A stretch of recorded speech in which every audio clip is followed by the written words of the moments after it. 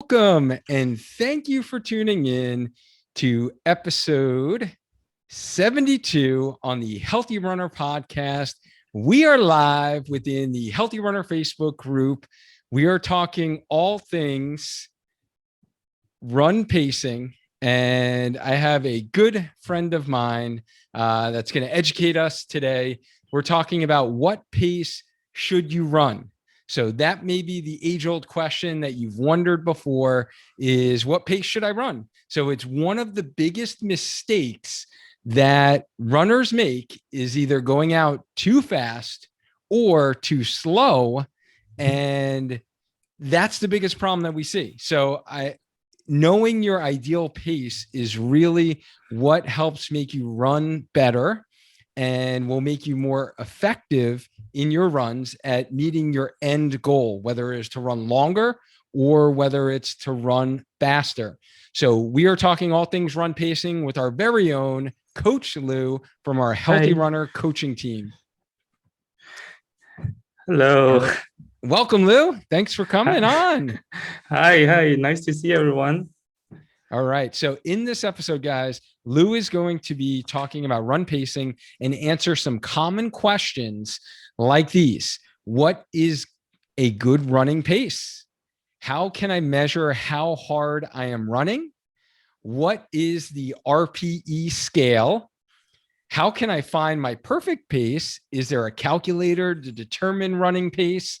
How to pace yourself when running? And then what happens if my runs are too fast? So, by the way, guys, can I just share some amazing news? Today, I actually checked the Healthy Runner podcast out, and I noticed that when I clicked on it, I saw triple digits for ratings and reviews of the podcast. So, thank you so much for the 100 people who took 2 minutes of their time to drop a quick rating on how they felt about the show. Those reviews mean so much. They mean a lot.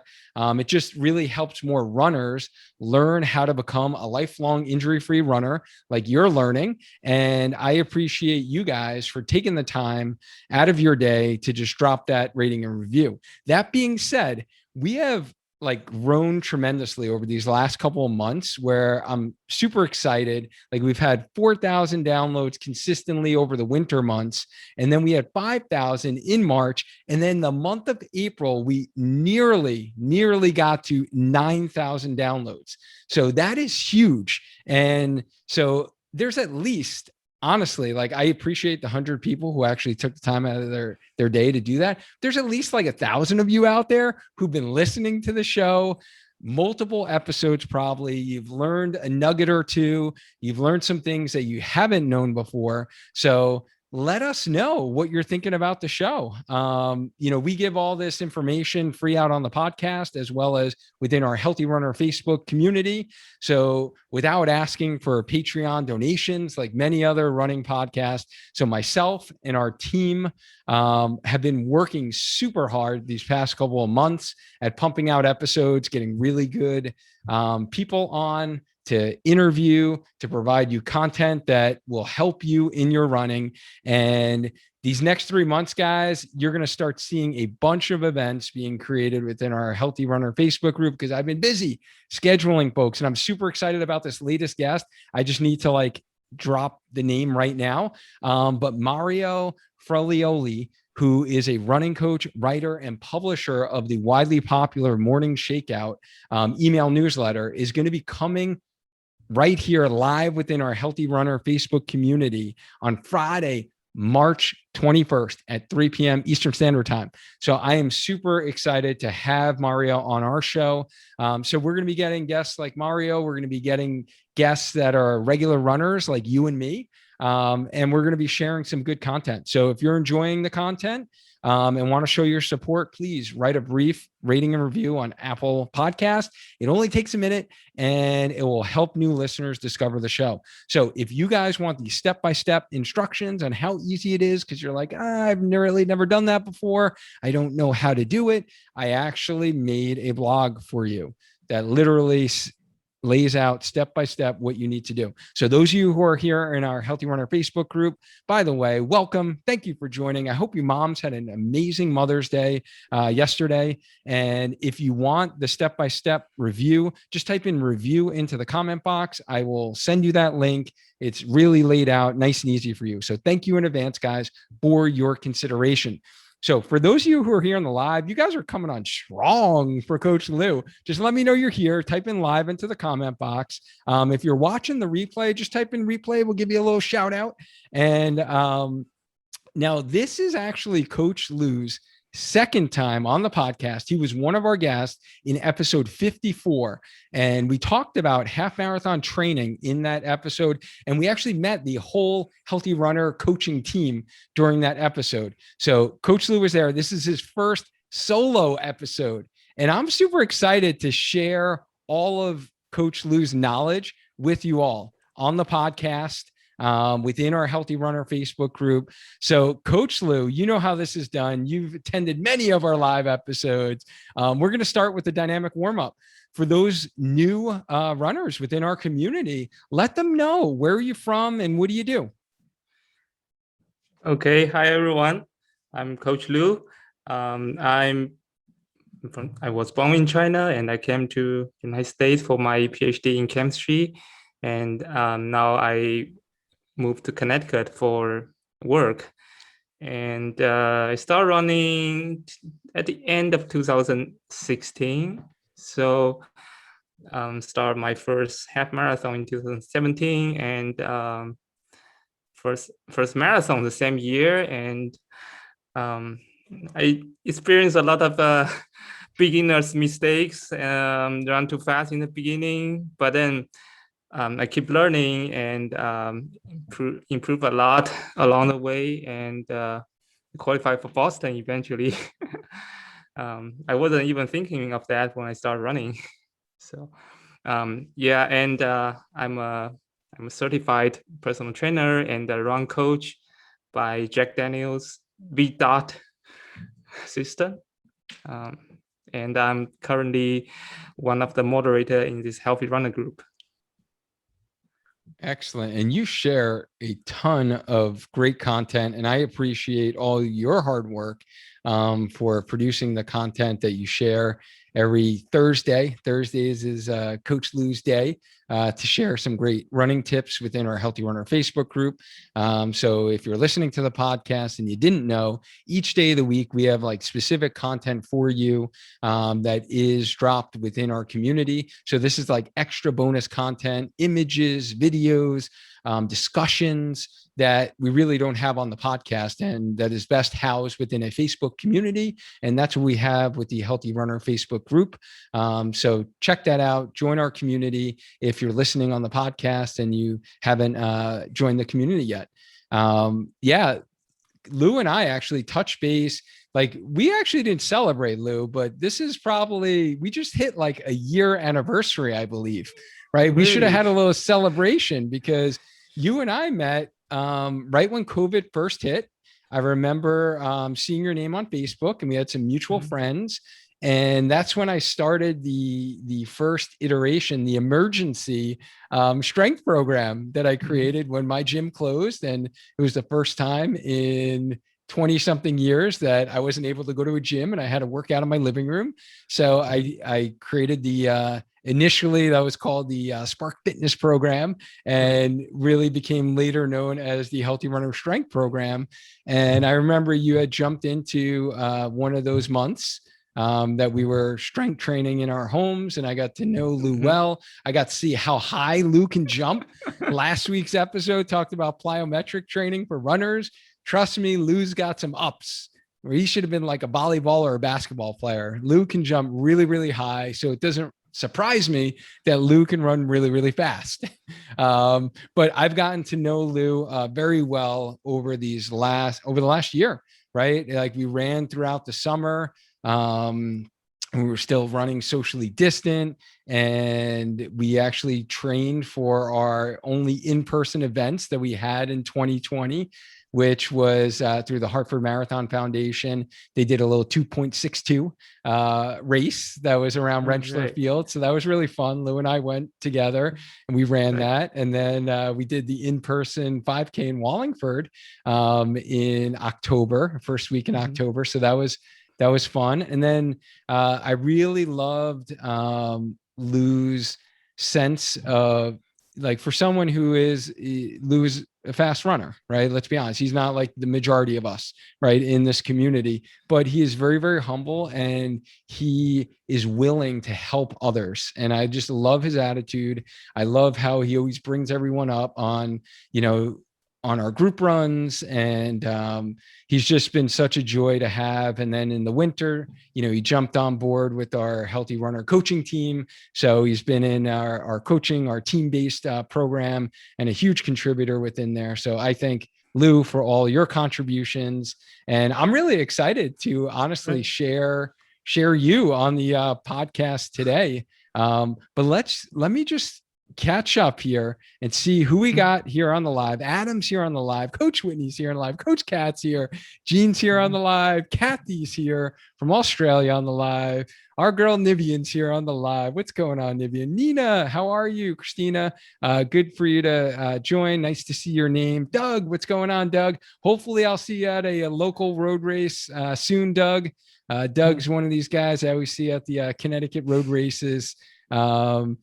Lori's here on the live. Lisa's here. Janine's here. Scott's here. He says he loves the podcast. And Lisa's listening from Nebraska. Awesome. Little Cornhuskers. I love it.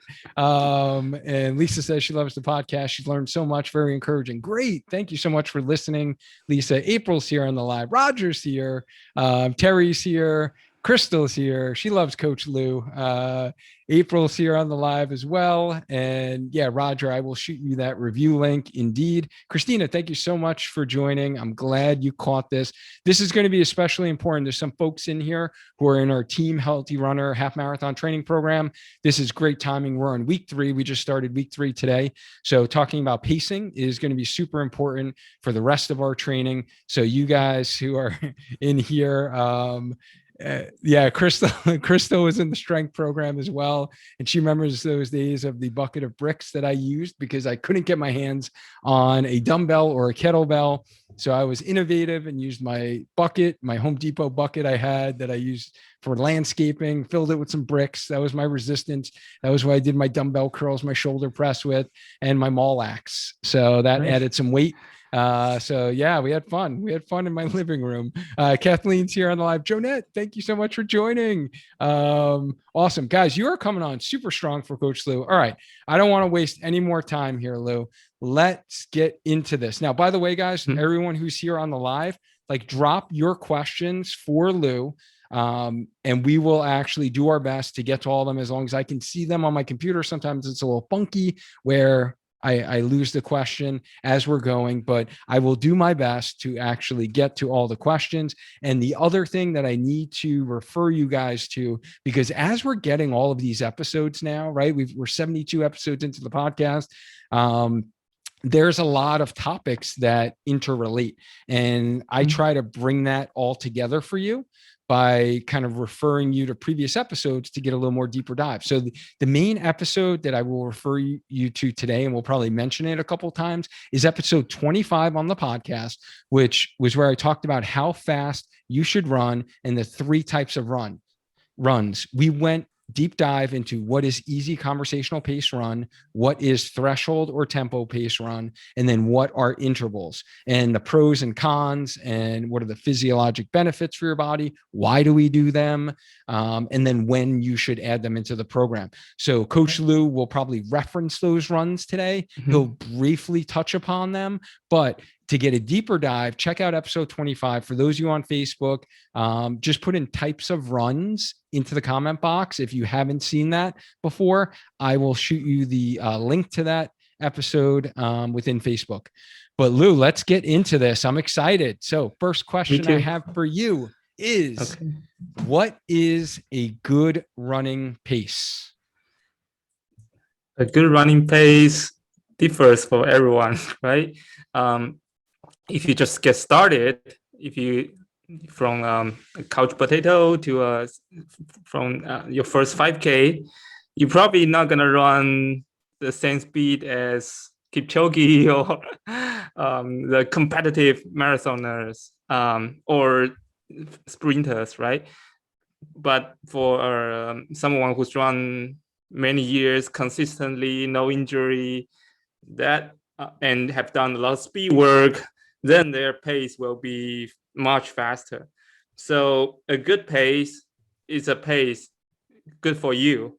There's no specific number, magic number pace for everyone. And if you just start, if you're a beginner, actually run walk can be a good pace if you never done long distance.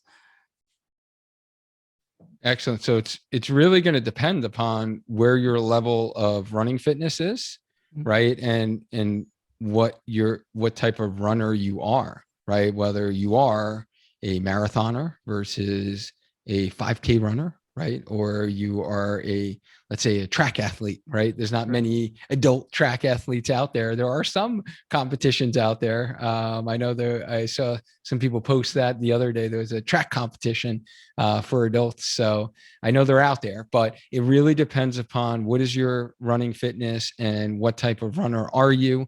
And I just want to give, man, you're coming on stride. I got to say hi to some friends here. Tanya's here on the live. Brooke, thank you so much for joining. I know you're new to our community. And Sean is here on the live. Thank you, Shauna, for joining. I know you've been, and Alexis is here and Lisa is here. Lisa, I'm so excited you're here. It was great to actually talk to you today and kind of meet you. So thank you for jumping on here on the live. So Coach Lou, second question I have for you is how can I measure how hard I am running? Right. So there are a lot of runners out there who are going out and sometimes you feel like maybe you're working too hard, or sometimes you feel like you're not working hard enough.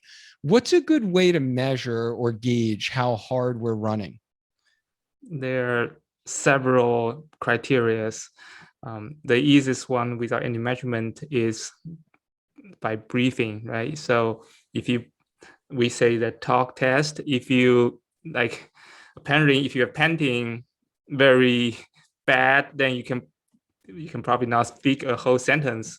But if you can, for example, like if you can say alphabet A, B, C, D, F, G, or tongue twister, then you're probably running at the easy pace. Something fun is that when you run, sometimes when you go out for a speed workout with people, so we start with easy run, right? And then sometimes we say, okay, now speed.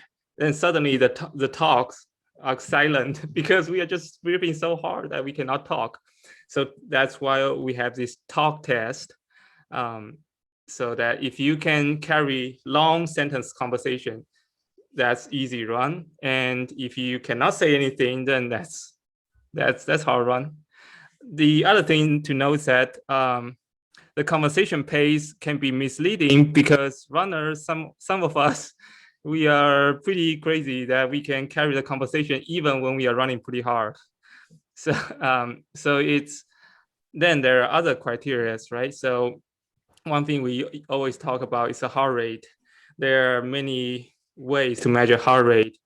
Many of the running watch has Rick's heart rate, so it has a little optical sensor and then monitor the blood flow, but usually it's not too accurate. So then we usually have a heart rate strap, so that measure the electric pulse. So that's a lot more accurate, and even So that strap. So that strap, Lou, that's the strap that goes around your chest, correct? right. That's not connected to your watch. So just to clarify, that is a specific heart rate strap, and they don't come with all models of your running watch. So that would be something extra that you would purchase with your running watch, which would improve the reliability of data that you are getting. Because as Lou said, the wrist version of measuring heart rate is not truly reliable. For those runners out there, if you've like been there where you like look at your watch and you feel like you're working really hard and it's like, oh, my heart rate's 98. You're like, there's no way my heart rate is 98 right now. Just say been there in the comment box. But just that's that distinction. I just wanted to kind of clarify that. Sorry, Lou. Right, sure. The other thing about the we say chest strap, right, is because it works by the electricity. If you are really dry, like in winter, no sweat, then it doesn't function very well. So usually you put it under the water and then rinse it a little bit so that help better contact with the skin. There's other like conductive gels you can use, but that's too complicated. So I just use water. That would be helpful.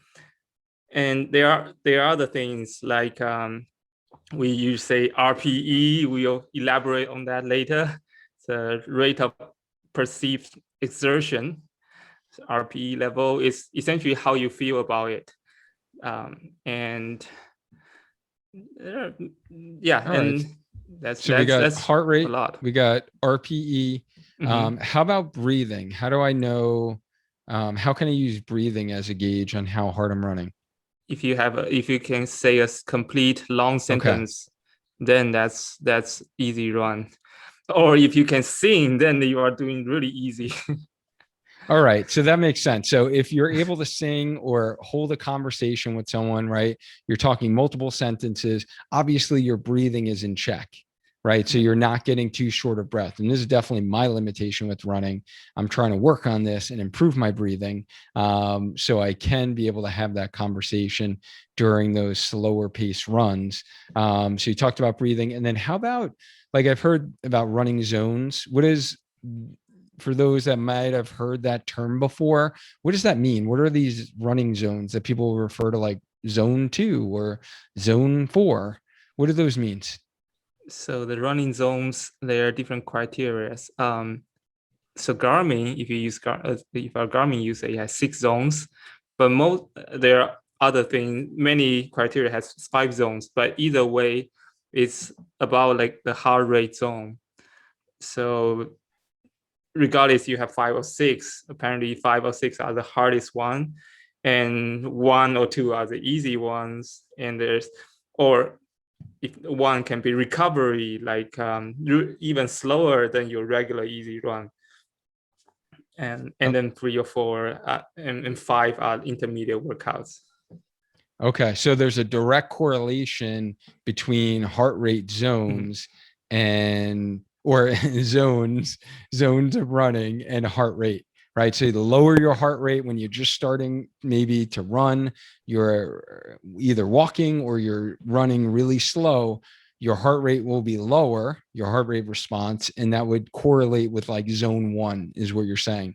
And then as your heart rate elevates, then there's that direct correlation with zones. So as your heart rate increases, you go to zone 2, zone 3, 4, 5, 6, right? So 5 and 6 is like those harder zones. You're working really hard. It's probably correlating with you being short of breath, not able to talk sentences, right? Where you're able to get a word out, if that. Okay. Excellent. Thank you so much. And there is a question where we got a couple questions flying in here, Lou, and I want to get to them before I miss them, because they do correlate with what we just talked about for zones here. So Lisa H does have a question. She said that she's training for her first half. Awesome. Kudos to you, Lisa. Yes.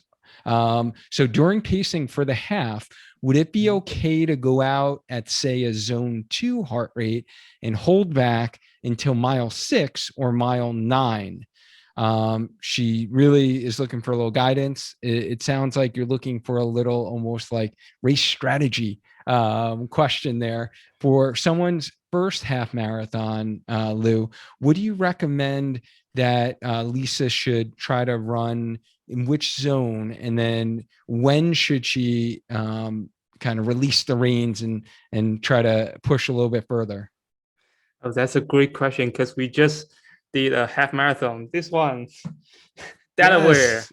So I share some training tip. There, there are different ways of running, and one usual common mistake is you go out too fast, and then if you go out too fast, and then after a couple of miles you just cannot go, and then you will be miserable. So yeah, what she said is great. You start with zone 2. So what I usually say, for example, you can mentally divide it into, so half marathon is 13 miles, 5 miles, well, no, 3 miles, and 3 to 10, and then 10 to 13. So the first 3 miles is essentially 5K. You start slow, just like you said, like zone 1, zone 2, more like zone 2, zone 3, and ease into it.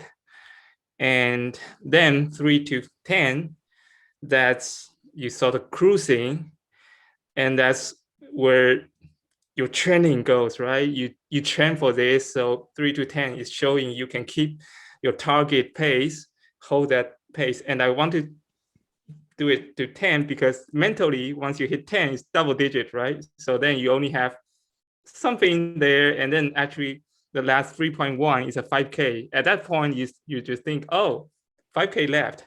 So that the final 3 miles is really like, just forget about it, go all out, and yeah, and you can do it. And that will be a great strategy to pace yourself so you don't start too fast. But the middle part, 3 to 10, is where you really have to hold on and cruise, and that's where your training goes to. Excellent. I love that, Lou. When you shared that within our group, I was like, wow, I've never actually thought about this like this before. And like, I've run a bunch of half marathons, right? I think the last one was 25 or 26. And I've actually never mentally thought about that, like splitting it into 3. I've always mentally almost like split it in half, right? Because I think that's naturally what we do. And we think about, okay, once I get to 7, I'm like, oh, I'm on the downhill, right? I'm more than halfway there.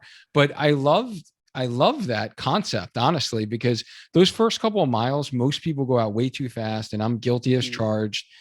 So I think really just having that mental mindset of, I'm going to actually really try to slow myself down here, get in control of my breathing, keep it easy, and then get into that cruise mode, like you said, and then just have that long-term focus of like, okay, I'm in this for the next 7 miles where I'm like literally just cruising, trying to maintain that target pace. So you're not feeling like you're pushing too hard. And then those last 3 miles, you're like, all right, let's yeah, game on, right? You're like, all right, let's do this, right? Where you get really, throw everything out the window and try to really, pull out a good time. So hopefully that was helpful for you, Lisa. Christina also has a question, and she's wondering if you have any tips on how to keep the same pace throughout a run. That she notices that she'll start off strong and then slowly start to get slower by the end of her run. That really depends on person. If you can, ideally, if you can cruise, what she said, Christina said, just you keep the pace along the whole way, right? So actually, that's what a pacer will do. But that's for a regular runner, that's not easy. And if you can do that, usually means you can run faster. If you can keep the pace from beginning to end, usually means you have the potential to run faster. If you use some other strategy like what I said, you start slower and then steady and then all out, that you may end up faster. So yeah, if you want to do that steady, then you probably have to train. You have to train run a longer run, like putting of like 14 miles in your half marathon training, so that you can hold the 13 at the same pace. But yeah, so that if you target is to run at a constant pace like a pacer, then your fitness have to be a little bit better than your target pace. Okay. Like and I think that was probably a good strategy for you, Christina, for races. And I think applying what Lou said, I'm not sure if you're talking about like normal training runs. And I would say that I think that you're probably just, you need to slow down when you start, right? And that you're probably like too gun ho and you're all pumped. You're like, let's get outside, like spring's here, summer's here, weather's nice. Let me go for a run. And you're like too amped up to start your run, where you're kind of dying off, at the end there. So, and I think some of the things that Lou's going to talk about is going to help going forward here in today's talk. So I think that should probably come full circle, but I would definitely utilize the race strategy of like a third cruise and then a third at the end, where 3, 10, 3 for like a half marathon distance. But if it's a normal training run for you, then most likely, depending upon the goals of the run, if the goal is an easy recovery run, then you should definitely be, going out a little bit slower, it sounds like.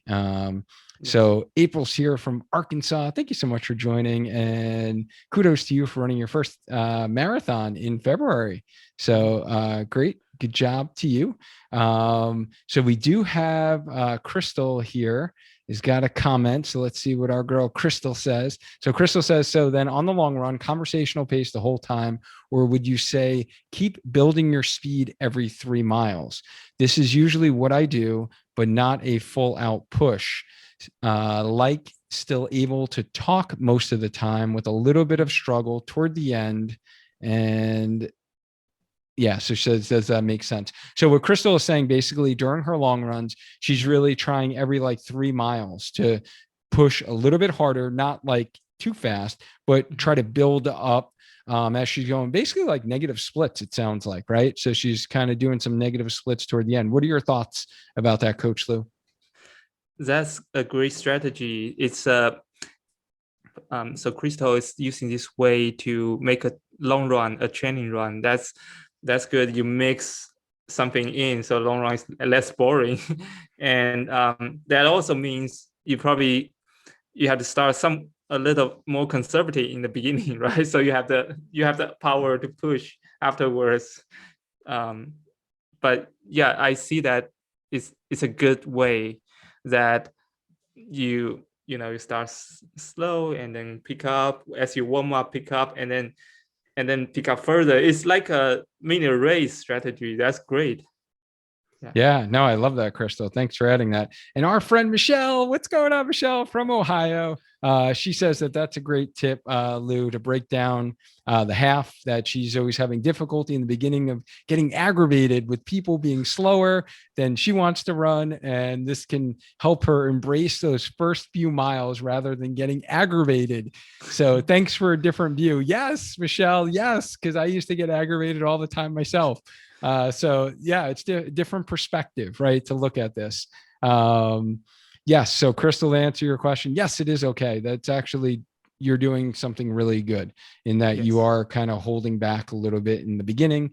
So then you have a little bit more in the tank, so to speak. And you're really training your body to be a little bit more efficient when you start to fatigue. So as Lou said, it's like you're training, right, as opposed to just going out there and running. So excellent job. And by the way, guys, I know Coach Lou mentioned zones and Garmin zones. For those new to our community, we actually had Garmin representatives on the podcast to share. And this was when I first got my Garmin. So selfishly, I wanted to learn more about my new watch and learn how to use it. But we had them on the podcast, episode 46. So they shared some great details about like how you can maximize like your watch and be able to get everything out of it. So if you want that episode and you haven't seen it before, just type in Garmin for those that are on the Facebook Live. I will shoot you the link to that episode. And Coach Lou, I know you mentioned RPE and you talked about rating of perceived exertion. Right. What exactly is the RPE scale?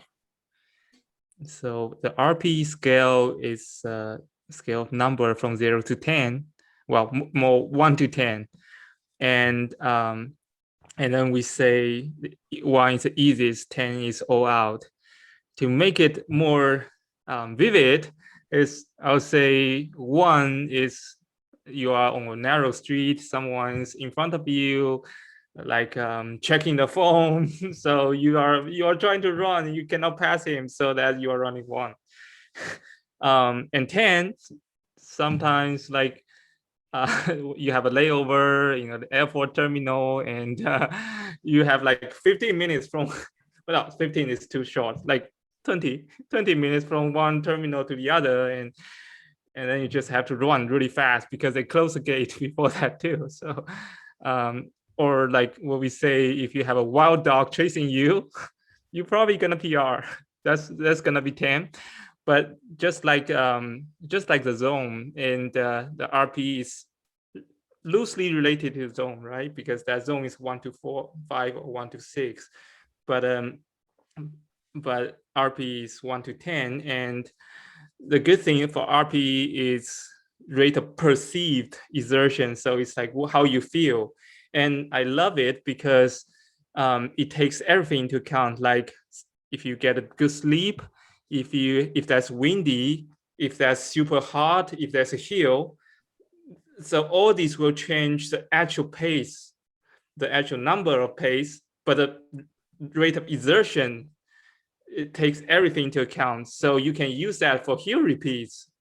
And so on hill, the pace just doesn't work, but then RPE can still work. And we say on that easy run, RPE 5 to 6, depending on your pain tolerance. But I would say like 5 is like you start to do something, you start to work on it, and a little harder, so you feel like you are doing something, but you can keep going forever.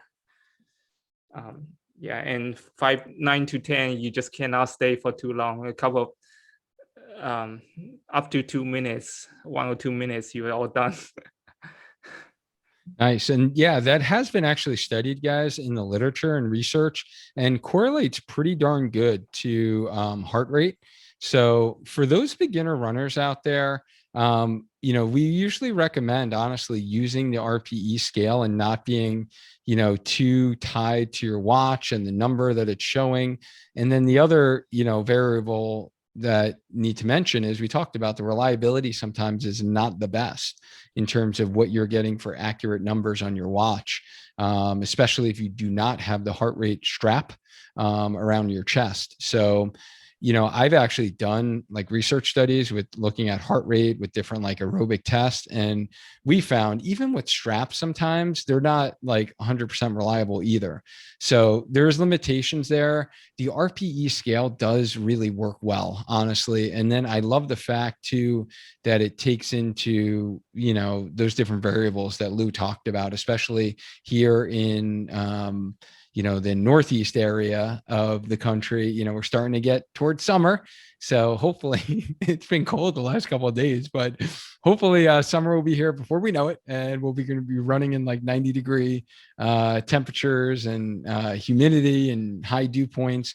So all of those variables are going to play a role, and is definitely going to change the number we get for pace. So that's a great segue to number, right? So how can one find their perfect pace, Lou? Is there a calculator to determine running pace? What do you use? Yes, actually, that's from the Jack Daniels. So he collaborated with NASA and get a calculator. Can you share the screen of it's a Run Smarter project? They have an X. online calculator you can use. All right. So we're going to do a little screen share here. And so here is the actual calculator. So this is really simple to use. So if you guys haven't seen Right. this yet, we really highly recommend. There are many different calculators out there. This is just one of the calculators that are out there. This is what we like to do. So this is pretty simple. Like you can put in, let's say your last race was a half marathon and you had a goal of running a half marathon. You can pop that in there. And then you can pop in, let's say you did a 2-hour, I just tested this out before. As you can see, you did a 2-hour marathon. You would hit calculate, and then your pace would be there. So let me zero that out. You calculate it, boom, your pace comes out. So if you're going to run a 2-hour marathon, or you have in the past, that meant you did an average pace of a 9:09 minutes per mile. Mhm. So that was the pace that you did your race. And now the nice thing about this is this calculator shows where you have your race paces, and then you go to training here. This is gold, right? So this really Yes. helps you determine what is your easy run pace, which again is the majority of the running you should be doing during the week. It should be between a 10:23 and 11:24. So those of you who are here on the live right now, if you run anything close to this half marathon time, you tell me, are you running most of your runs during the week at 10:23 to 11:24? If you are, just say correct pace. And if you're not, you're running low tens, in the nines sometimes, just type in too fast into the comment box. And again, from my conversations working with many runners, this is the biggest mistake runners make, is these easy runs are run way too fast for what your goal races are. And I always put it into perspective with my clients too. I'm like, hey, my time is this for my half marathon. Like someone who is, running a half marathon, maybe 10, 20, 30 minutes slower, sometimes are running faster than I'm running. And I'm not that fast of a runner, guys, are running their easy runs like faster than I'm running my easy runs. So I always like to kind of put in perspective for them. But this is great because this will show you what is your easy run pace, what is marathon pace, and what does that mean, marathon pace, Lou? So marathon pace is, imagine you are training for marathon. Well, okay. So imagine you're training for marathon and you for the first marathon, and you recently run a half marathon in 2 hours, and then that will be your target marathon pace when you run a marathon, which is somewhere between easy and those harder runs in below, is that give you the confidence that you can keep this pace for longer, and you get a feeling which pace you're gonna keep for your marathon. And I usually want to say that if your goal is a half marathon, you can just substitute that with a half marathon pace too. The concept is that it's a pace that you're gonna hold longer. So, and the distance is gonna be between the easy and those hard threshold tempo and the repetition runs. So it's between that, pace is between that, the distance between that. It just give you a feeling, give you a confidence that you can keep holding the pace for longer. Okay, perfect. Thank you for that clarification. And then you will see that the times get faster. So for your threshold runs, which is your tempo runs or lactate threshold runs, that would be an 8:45 pace that you should be doing in that sandwiched in the middle, that you're running those faster miles, right? With the slower mile to start, mile to finish. And then your interval runs, which in this case is basically long intervals in their system. It's basically 800 meters repeats or longer. So 1200s repeat miles, then that would be your pace. And then if you're doing a 400 or less, so maybe repeat 400s on the track, then you should be running those at about a 727 pace. So just to give you some idea, an example of what I calculated in there that all of you can do. So all of you can do this, and no, we are not, the podcast is not sponsored by VDOT, but maybe they should be, right? Maybe I need to reach out to them. But that's a really good, easy way for you to get some hard numbers and data to determine like what are the numbers that you should be striving for based upon your running fitness. And when I say running fitness, Lou, am I talking about previous races, current, my goal? Like sometimes people have goals, and a lot of runners I work with, it's, well, what is your goal for this, half marathon? And they're like, I want to run a sub 2 half marathon. And sometimes people just hear that and they just come at like, hey, guys, guilty as charged. I did the same thing for my first marathon. I was like, I want to run sub 4, right? Like I had nothing to put in perspective to. What should we be basing this calculator on? Like, what should we type in there if we're going there now and we're putting in a number to determine how fast we should be running? What number should we pop in there? So ideally, a recent pace, a race as recent as possible and as close in distance as possible to go race. For example, if you're running, if you're training for your first marathon and you recently run a half marathon, that would be perfect. And if you are a sprinter, if you put into 800 meters, then they may be different too much.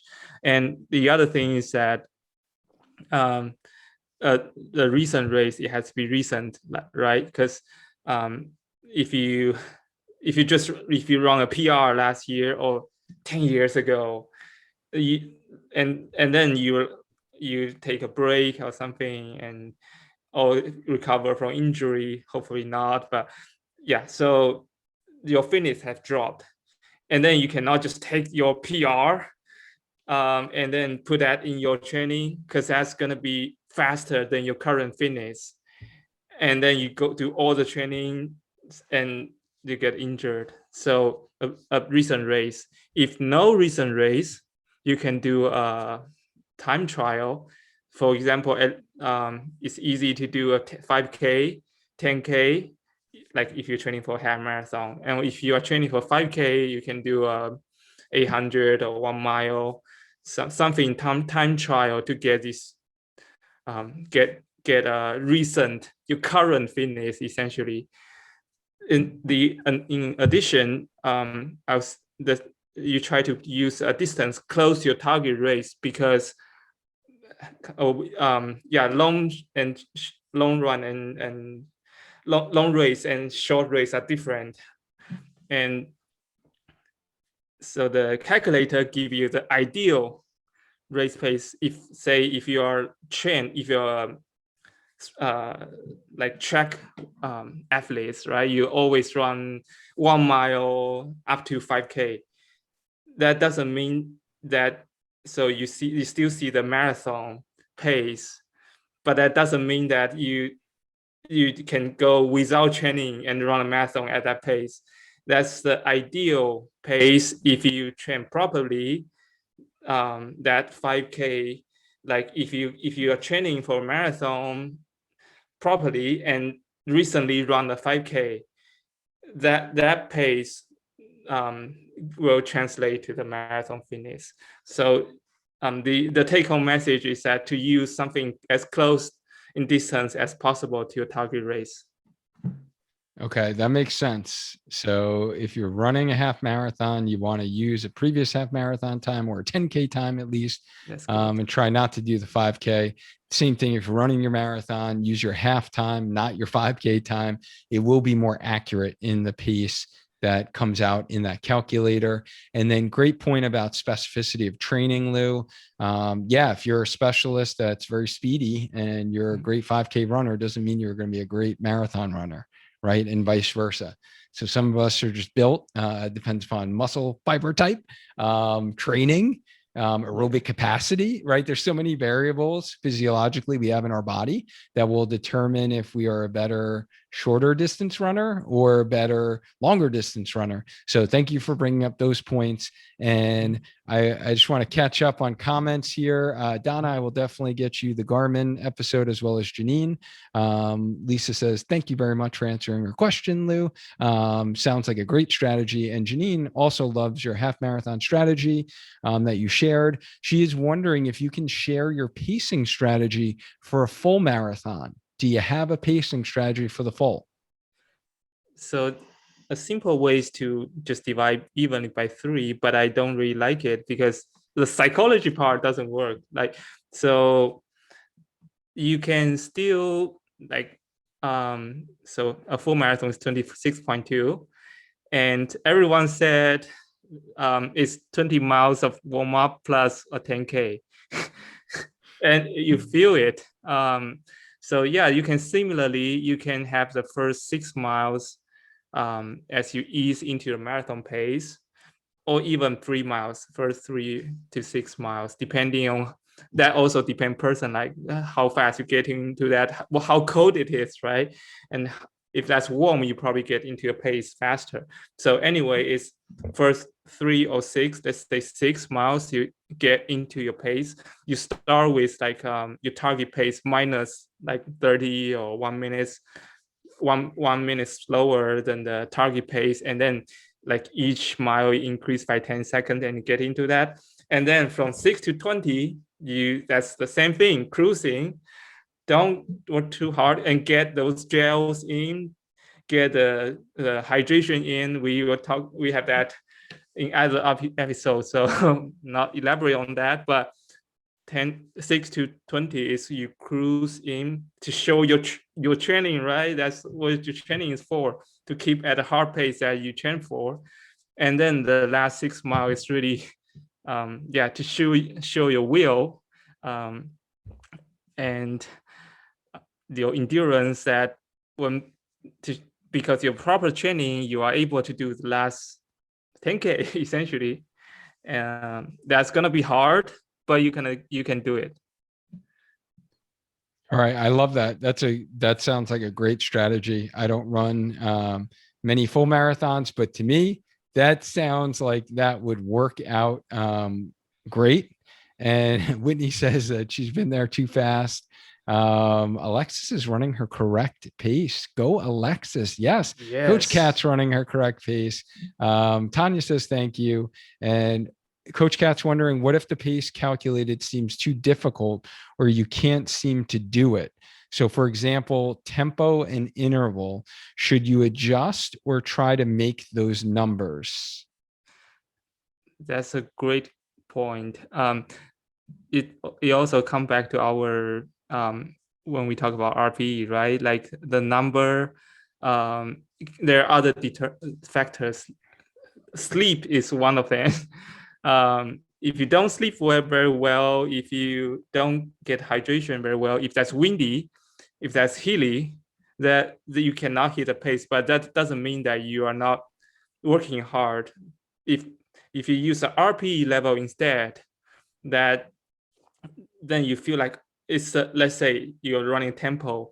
What you need is a tempo effort. It doesn't have to be a tempo pace.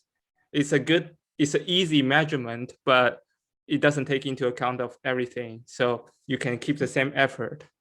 The other thing is that if you are running on ideal, like a track, no wind, sleep very well, just don't get it, then just go with slower pace. It's whenever in doubt, whenever you can do it, always go with slower. It's better to, there's no such thing of under training, unless you are like going or like you suddenly stop all the training. So as long as you are doing all you can, that's then you're doing what was for. Like you try to keep that pace, you just cannot hit it, then just do whatever you can the best. Like and the other thing is, for specific example, in tempo, sometimes like 3 miles tempo, it's hard to hold 3 miles. What I would suggest is to alternate with 1 mile tempo and then do a little jog for 1 minute, and the other mile and then one jog 1 minute. So break into 3, so that it's not exactly the same, but that will guarantee you can get your desired intensity. Then the other thing is, if you run too fast in your easy run, then you are not gonna hit your target pace, right? We'll get back to that. If you run too fast. All right. So I'm just dropping the link for the pace calculator, by the way, in the comment box there for you guys. So great question, Kat. And I would also add Yes. into that, Lou. Mm-hmm. If this is your first time running Mm, tempo or intervals, you might mm, not hit those numbers, but you'll be surprised what happens with a little bit of training. Meaning, you do it week one, it feels really hard. You can't get that number, right? If you were focusing on the number, but I right. would defer to what Coach Lou mentioned is go on feel. Did it Yes. feel like you were running a 7 out of 10 for a tempo? Or did it feel like you were running an 8 out of 10 for an interval run? Right. So go on feel and be happy with that. Right. You were successful. You got that run in. You pushed yourself to its limits, that 7 that you wanted to be at, because that was your goal for your tempo run, even though you didn't hit the number on your watch that the Mm-hmm. calculator said you should hit. But week by week, that is the training effect. Your body will get more efficient. It will learn to be more efficient at that faster pace, and you will be able to hit those paces if your numbers were pretty accurate that you put in there to begin with, right? So there will be, for those that are new to this and you're starting to add in those runs. And then I definitely have to say this just in case you haven't listened to the 3 types of runs episode, that remember, if you're just starting out running, you should not be adding in what we're talking about right now. You need to develop your base, your foundation of running fitness, and do what we call base training, where you're really just doing easy runs. Every run is an easy run. Or if you're coming back from injuries and you have taken off, like I just talked to a bunch of people today who took off 4 weeks, 6 weeks.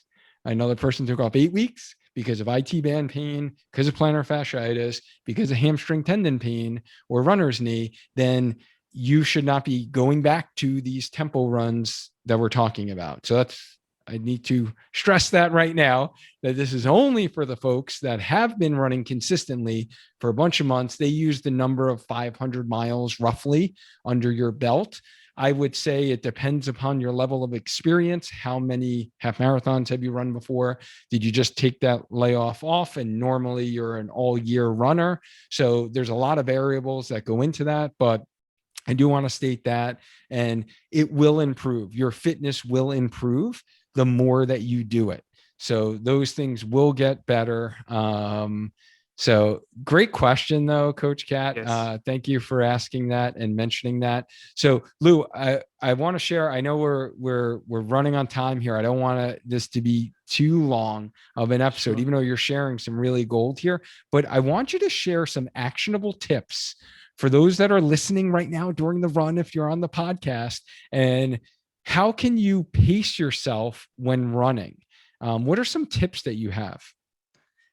Right. So there are various ways, right? So use run by feeling, and see whether you can hold a conversation. And something I do is that sometimes in a long run I do maths on my head. So if you can think something really deep, then you're probably running correctly. Also, if you run slower, you can hear the birds singing. It's spring here, and you can see the bunnies and the flowers. You can enjoy it, and that help you pace you too, right? Um, and sometimes when you run with friend, um, make sure if you run with someone's really fast, they say they're gonna go for easy run. Don't really trust it, because usually that's a lie. so so yes, if you're gonna go for easy run, um, try go with someone's slower than you or same level of you, and don't trust a really fast guy saying they're gonna go slow. It seldom happens. So yeah, all these things, I would say, if you're running alone, enjoy the nature and feel the wind and things. You enjoy them very well. That will help you pace yourself. Excellent. If you're talking about those like racing runs, then again, if you're a Garmin user, there's something you can set on your watch.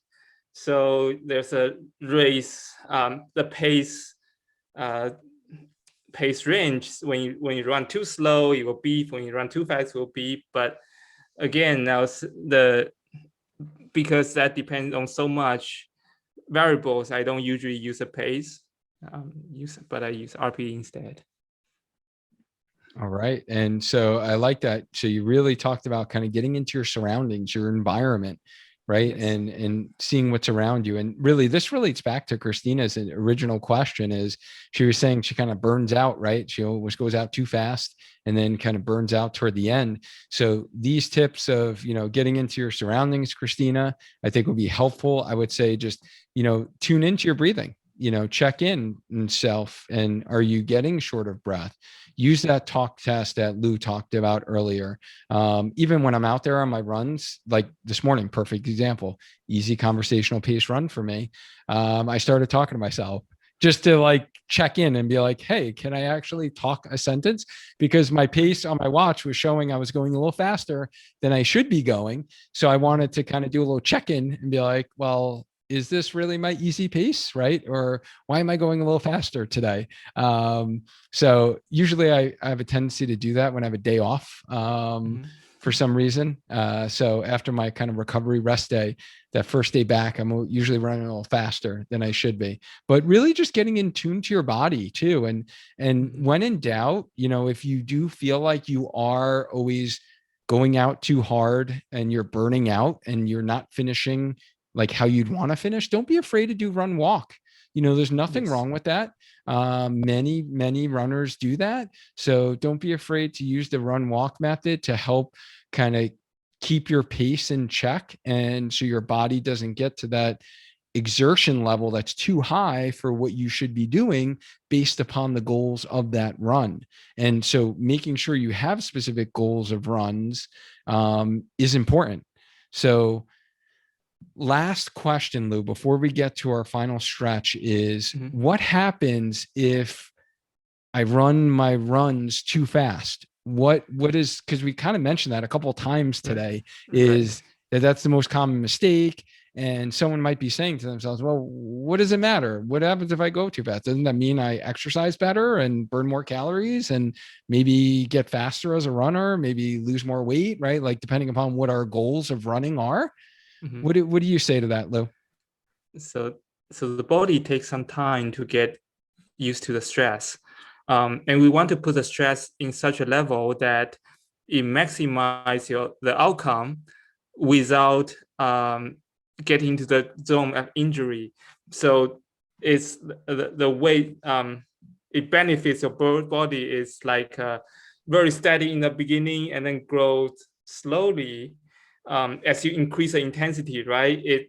The benefit goes up really fast and then goes slower, steady when you double, like triple your mileage or speed. So what I want to say is,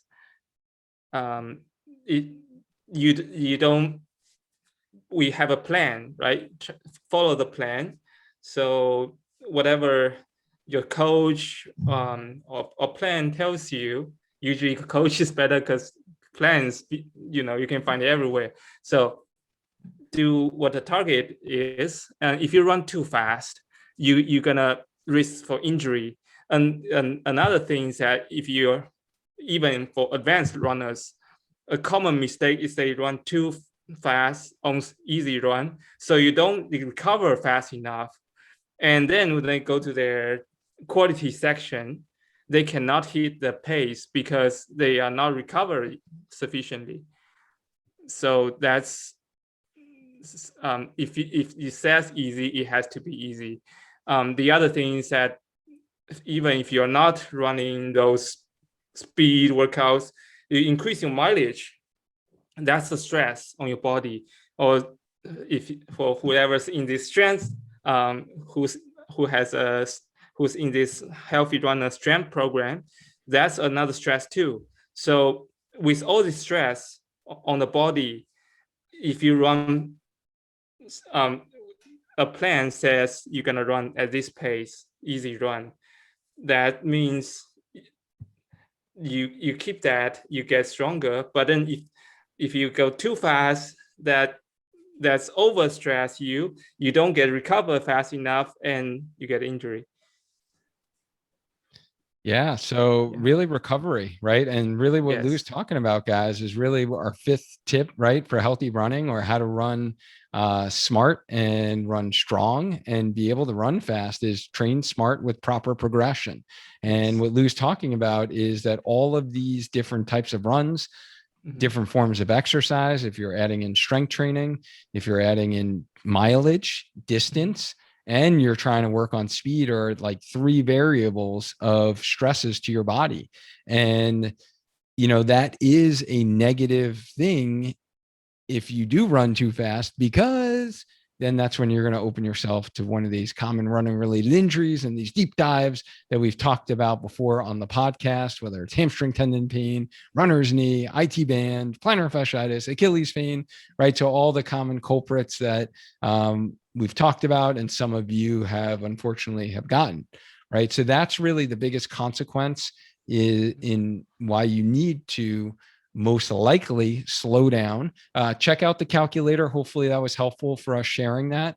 And for those of you runners out there that are feeling overwhelmed, kind of juggling like everything you have in your life, as well as trying to run smarter and trying to learn everything you need to do about running, and you want to learn the right exercises, so you can feel stronger during your runs, or you want to learn the specific running workouts, like some of the ones that Lou and I mentioned today, that you should be doing to get faster as a runner. And if you want this all in a structured plan that's tailored to your busy life, to take the guesswork out and save you endless time in searching Google and YouTube and our Healthy Runner Facebook group, you can go to the topics tab. You will see 80 something plus on episodes and live podcast episodes of deep dive topics like pacing that we've done before. But if you want to fast track that and be able to get a run plan, strength plan, if you've struggled with any of those injuries I talked about, I just actually opened up a couple more slots on my calendar for this week only, actually. So don't miss your opportunity. This is like definitely the only time that I'm going to do this for the next 3 months, unfortunately, because the schedule will be getting pretty chaotic these next 3 months. So I'm trying to help as many of you that are looking to really kind of invest in your running and your health and be able to take your running to the next level. And you might have been following for a while now, and you're like, all this makes sense, but I really still haven't put it all together myself. That's what I'm here for. So if you're interested in that, if you guys are on Facebook, just type in Spark Back into the comment box. I will shoot you a link to my calendar and we can grab a slot to chat and see if the program is the right fit for you. Those listening on the podcast, I will drop that link in the show notes.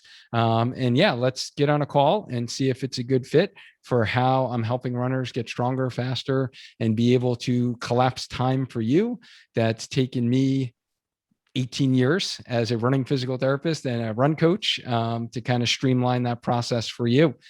So Lou, we are in the final stretch here. Final stretch, right? So if you could share one thing about the misconception of run pacing for runners, what would that be? You don't have to make every run as fast as possible to get faster. You can run easy to get faster. Yes, Easy run I should be love it. easy.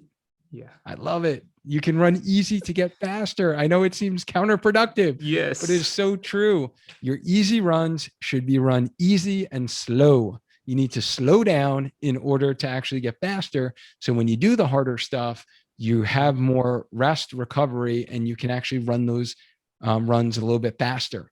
So that's what you have to do. That's what I was thinking about this morning, because it was an easy run. And tomorrow is my track Tuesday and I got to do my repeat 400. So I want to make sure that I hit my paces or hit my effort level, my 8 out of 10 effort level that I need to hit as part of my half marathon training. So just to recap for those who just jumped on here and to kind of put a nice little bow tie on what we talked about today, Lou, is we talked about what is a good running pace. And you talked about that's really individualized, right? It depends upon your running fitness, what your running goals are, how long you've been running. We talked about how we can measure how hard we're running. You shared with us You can use heart rate. We talked about the limitations of using heart rate.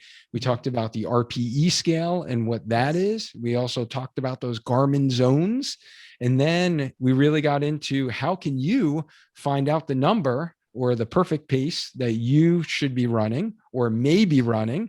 And we shared with you the Jack Daniels VDOT calculator. So that's kind of pinned within our Healthy Runner Facebook group. If you guys want to grab that or just Google it, I'm sure you can find it and check out that calculator. And it's really simple to use. So hopefully that's helpful for you guys. By the way, was the calculator helpful for those that are here on the live? I'm kind of curious, interested to see what you thought about that. I know I shared my screen. Let me know if that was helpful to you. And then we talked about tips on really pacing yourself. And I love how you said, like, get into your surroundings. It reminded me of our long runs that we have as part of our team training. And it actually was a day that you weren't there, but I was running with Coach Latoya and Josie, and Josie like loves birds. And she's like pointing out the different types of birds as we're going. And we're just like looking at the surroundings. We're looking at the foliage.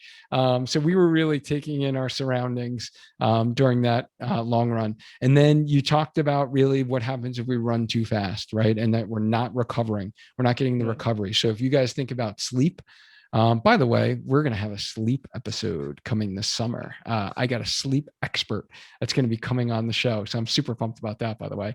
But sleep, we know, helps us recover. And if we run too fast every time we go out there, we're never going to recover. So recovery is important. Lou, I am so excited. Like, you were able to share your knowledge that honestly I get on a weekly basis every time we talk with our Healthy Runner community. How can runners connect with you in our community? So I have an Instagram, Lucio Run Fitness, Lucio_Run_Fitness. And you can find me on Strava. And I'm also one of the moderators in the Healthy Runner Facebook group. And you can find me, ask me any questions, message me Facebook Messenger, and I'm really happy to help you.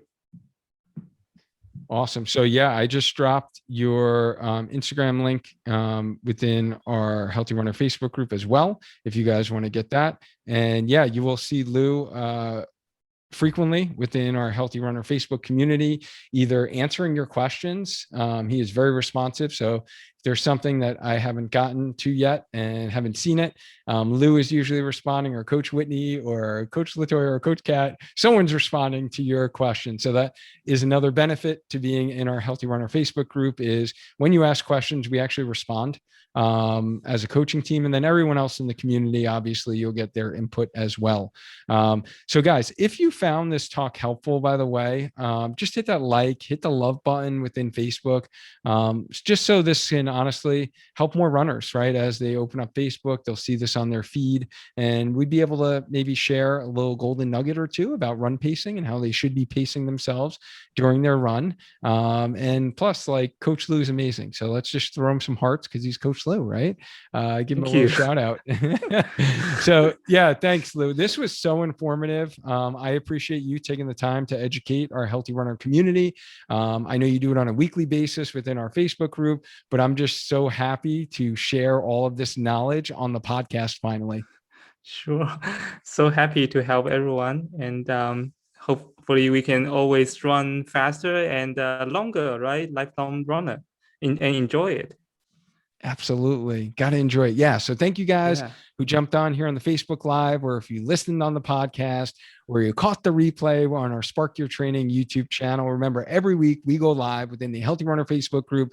So check out the events tab. Like I said, we're going to be busy scheduling every week. We're going to be going live, providing some in-depth training on a specific topic. So check out the events tab, attend the event, and then Facebook will give you a little notification when we go live. And so you'll be reminded that we are live, so we can answer your questions and you can join the conversation. Thanks again. And remember, stay active, stay healthy, and as always, just keep running. Until next time, guys. Bye.